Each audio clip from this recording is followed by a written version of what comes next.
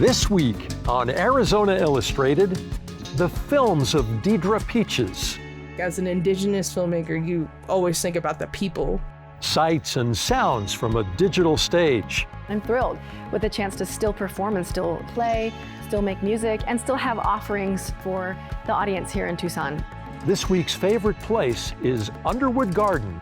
You don't need to be an architect or an architecture student to enjoy or to understand that there is something special about this space. And the Bayadej harvest. This is something that we've been doing hundreds and hundreds of years.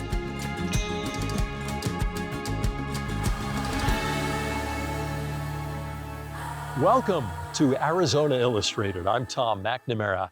The month of November is Native American Heritage Month, a time to celebrate the rich and diverse cultures, traditions, and acknowledge the important contributions of Native people.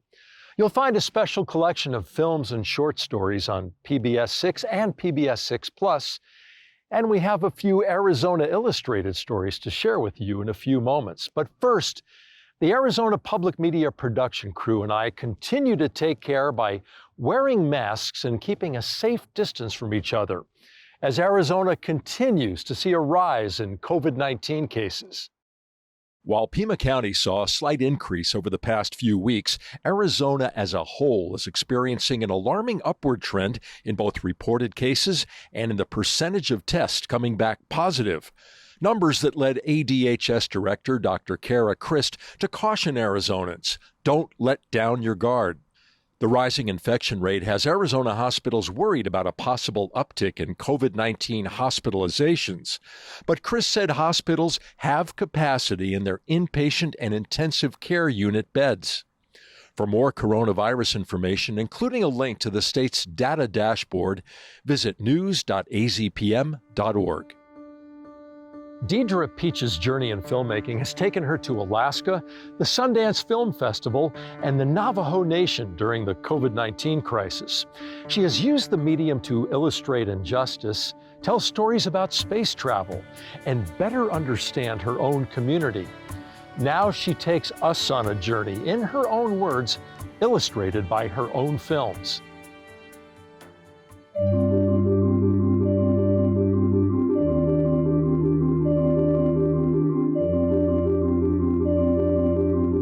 Yat she Deidra Peaches inishia, Todachini nishle, Lokat de Neabashashin, Shihin Dashache, Todachini Dashanele, Kintlana de Holiete Nasha. I'm introducing myself using my clans in Navajo and also saying that I live here in Flagstaff. I've been filmmaking for the past 15 years. During my, I think it was sophomore year in college, one of the things I wanted to do was document my grandmother. She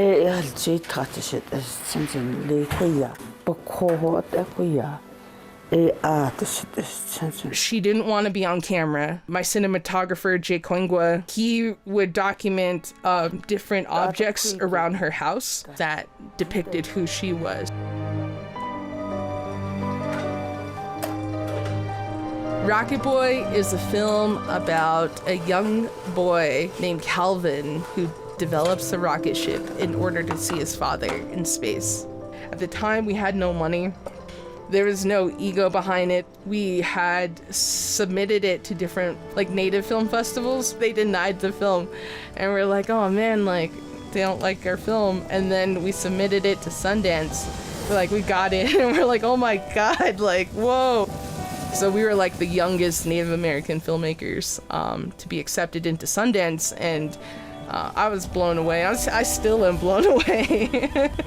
After Sundance, kind of just went into more documentary filmmaking. I wanted to do more about learning about my community. Water is Life, To Einate is a documentary about the scarcity of water on the Navajo Nation, as well as the connection between resource extraction. Filmmaking was a way for me to have a glimpse in seeing a system that was put in place to disenfranchise Indigenous people. I don't like to say reservation because this is home to me. So I don't like to say that. I just say I'm from home. And home is here where I live in Pacavia on Third Mesa. Ruby Chimerica, she is based out of Hopi. She's an herbalist. She allowed us to go to her property. She loved what she was doing, and you could see that in the way that she was talking to her granddaughter, that hope for the future and that hope in her culture.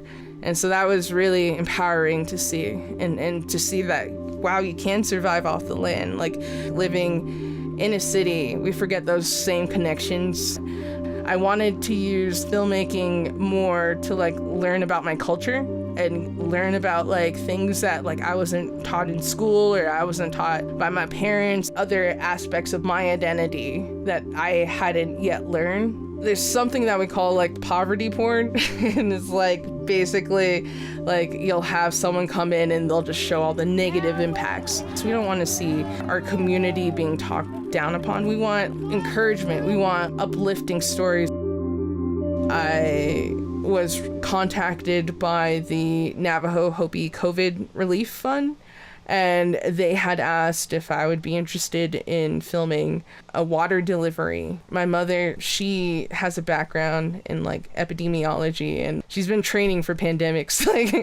And so she was just talking about how infectious it could be. And I told them, yeah, I'd be down to film. I just need to get my PPEs in order. And so I started looking online, seeing, okay, this is what people in Wuhan are wearing. And so it's basically the Tyvek suit, a face shield, goggles, booty things that you put on your shoes. I was sweating, trying to focus. It was a lot of work, and it was scary because I didn't know if I had COVID. And so I just stayed in my room.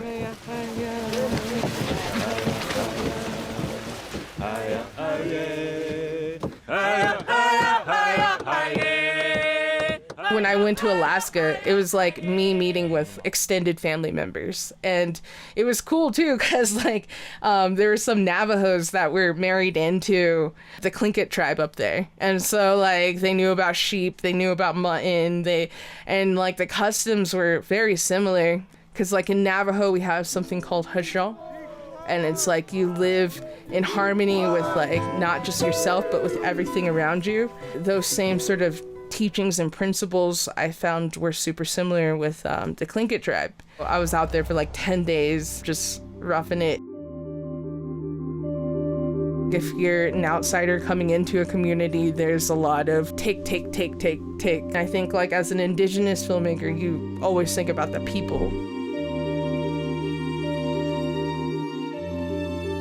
By thinking in those terms, that definitely helps to uplift an entire community rather than pushing them down.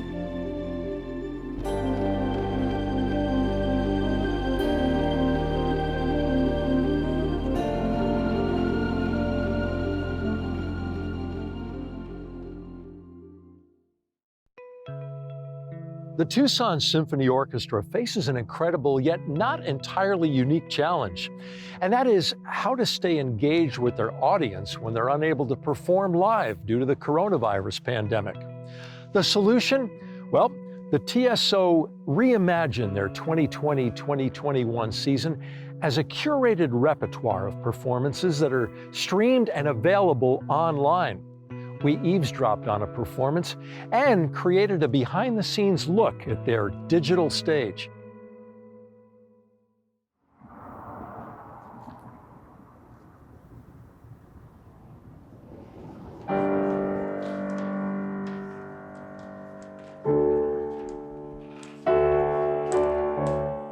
We have started our first weekend of recording what we are calling our digital stage.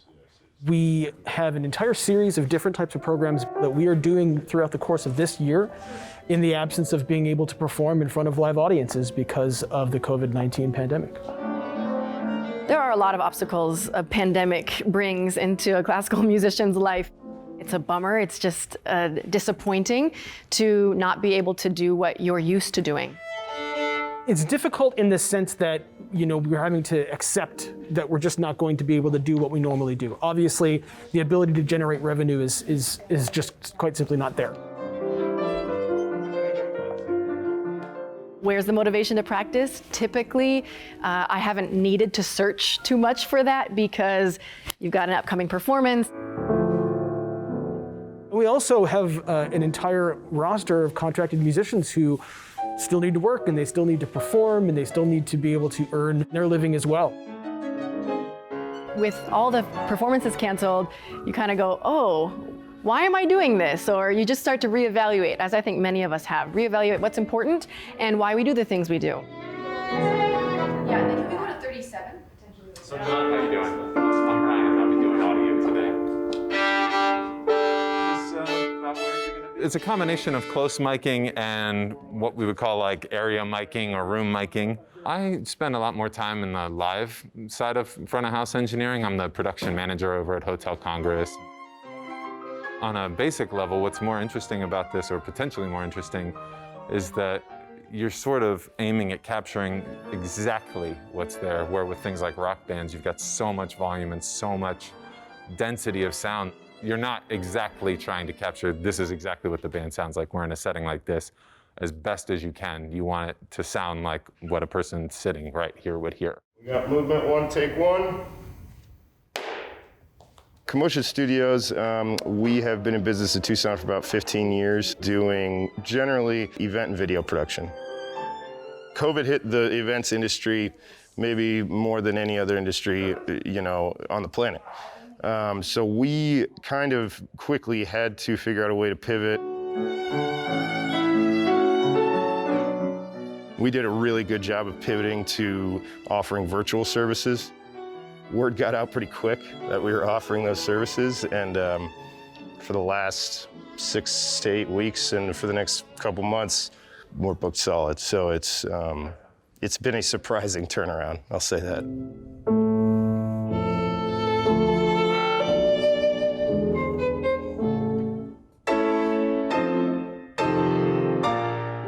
The main thing that we're hoping to do is to just stay engaged with our audiences, to make sure that they know that we're still here, that we're still making music, that we still want to be the incredibly important part of the Tucson cultural community that we are. Normally what I get to do is I'm facilitating setting up the shell and all the staging and the chairs and the stands. Right now, the mechanics of the job are different, but the soul's about the same. My job is still to make sure that their performance gets to an audience in the best way possible. And so it's still about making sure that the right crew is here and that the room's set up for them, and making sure that the musicians have what they need to do their best work. I guess this would be my 8th season with the orchestra. So I've been here 7 full seasons, although one of them was cut short due to COVID. Movement 2, second take. I have done so much in advance of live performances. Now that there aren't live performances, what's left? And what's left is the beauty of the music and the passion that is still there. And now we just simply channel it a little bit or tweak it just a little bit.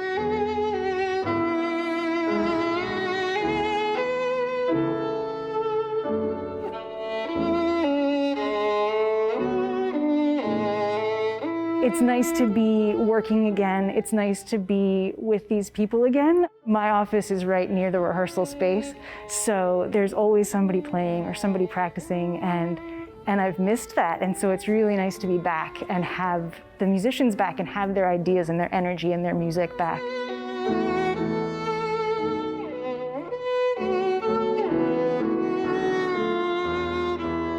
My love of music hasn't diminished at all, or dwindled at all.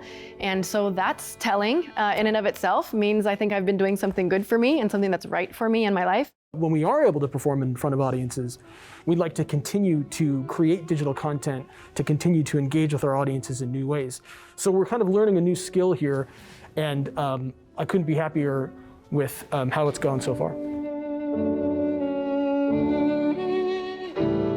I'm fine with this this chance. I'm thrilled, not fine, I'm thrilled with the chance to still perform and still play, still make music, and still have offerings for the audience here in Tucson, because I feel connected to them and to our community here.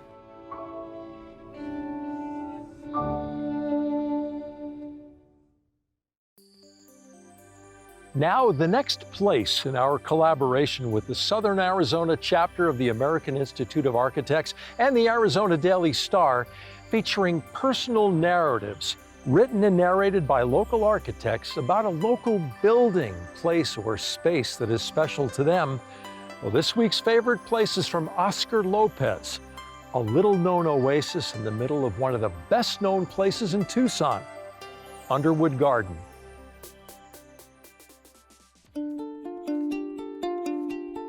How is architecture experienced when you are not an architect? We do it every day, and we have all experienced moments and spaces that for one reason or another feel special, and that beyond that singular moment of when we are there, linger on as part of our psyche, as part of our being.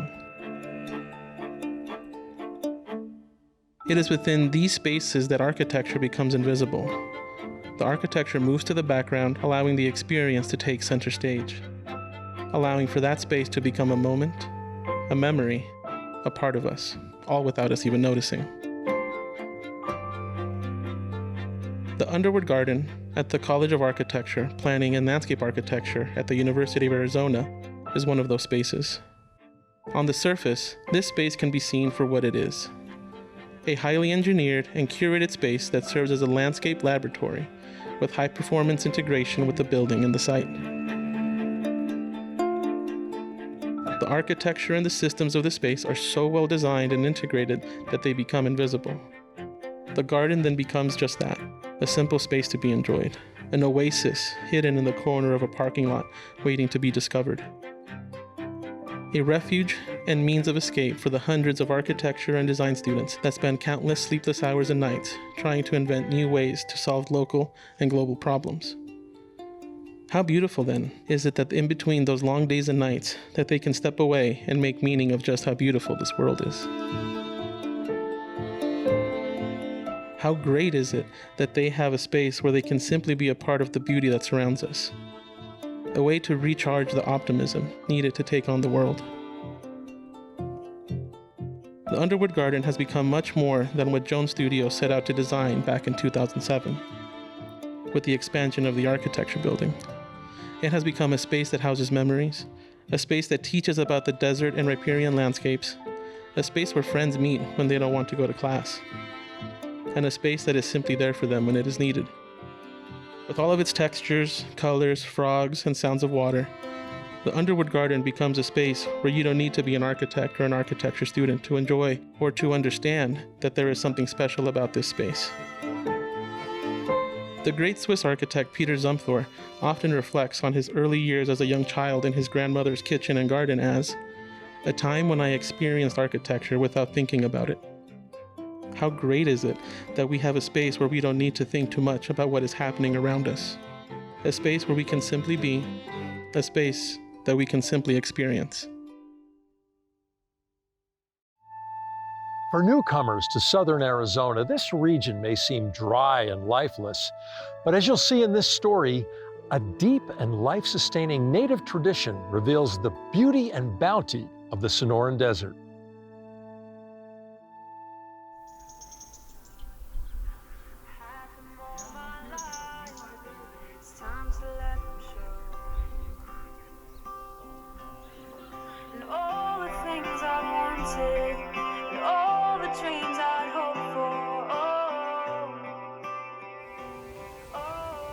This is paradise. This is a beautiful place, and with the high temperatures, people get real frustrated with that, but embrace the heat because the saguaro doesn't prosper without the high heat. The saguaro shows us about our own resilience. It shows us how we can survive. Okay. All right, so should we go through that and that, or do you wherever you guys say? I think. The Baitach needs very hot sun. So if the weather is not that hot, that doesn't help with the process of ripening.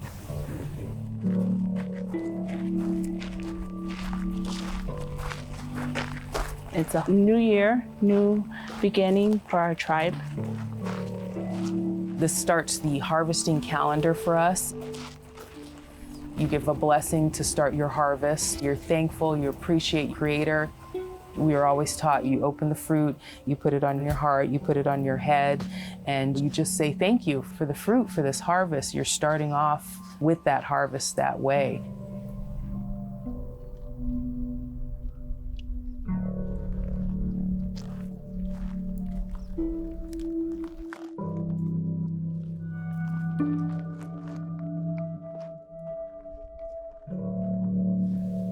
I've been coming out here since I was about 7 years old. And I came out the first time with my mom. She brought me out. She was coming out to help pick, and of course I was too young at that time, so she left me here with my grandma Juana. I didn't want to stay, I wanted to go with her, so I kind of cried, and then she went off picking, and I helped my grandma Juana around here, and she was processing. She was doing some baskets at the time. My mom showed up later and I calmed down, and that was the beginning of me learning a lot about the harvest. You can see from far away sometimes. Once your eyes are real accustomed to knowing how the crown looks, you can tell which ones are open, you can tell which ones are not open yet. Wow, that one has a lot. It's not about taking a lot or trying to pick every saguaro. There are some saguaros that we never get to pick, and that's totally fine.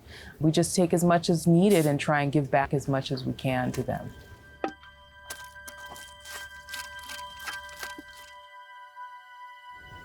Every Hashan is like family, you know. Some are partnered for life and some have many families. You'll see a young one right next to one that's going down and becoming one with the earth again. As O'odham people, we've always looked at the saguaros as people. They're humans. So they represent families and our family. I remember when I was younger, I had a friend and she used to tell her secrets to the Hashan. Just to have something to confide in, she would go to the Hashan and she would talk to it and tell her secrets. It's very sacred to us. We have great respect for them. When you're the bucket holder, yeah, you get hit in the head, you get hit in the face, you know, you're walking around with seeds in your face. Yes. I was told that my grandma Juana was able to catch with one hand and pick with the other. Oops, sorry, Maria. Okay. What we use is a guipa. It's usually put together by wire, and that's done before the harvest starts. Oh, that one? If it's red and it's closed, we'll take that knife and we'll open it.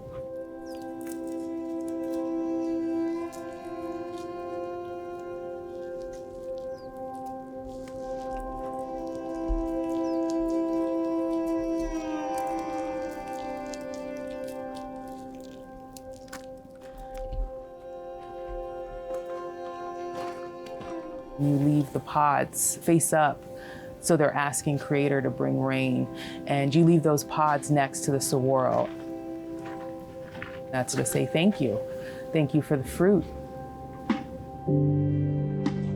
Even while I'm picking, thank you. I say thank you for giving to my family. Thank you for being here. That's what I'm taught. That's what my family has taught me is to honor the Hashan like that.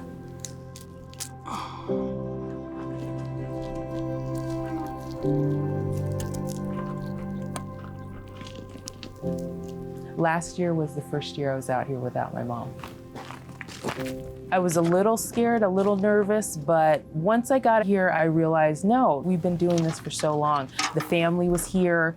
I just had a lot of support and a lot of help, and I felt very sturdy. I felt very strong and grounded. 2 saguaros and we got almost half a bucket. She loved being out here. People looked up to her and they sought after her knowledge. So just being her daughter, I appreciated that. They probably wonder, why is Mom doing this, you know, out there in the heat all the time for 3 weeks? But it plays a big role in our lives because this is our home. We were raised here. I called her Mom. In O'odham, it's Ju'a. And when she was really being fussy, I call her Stella. She didn't like that though.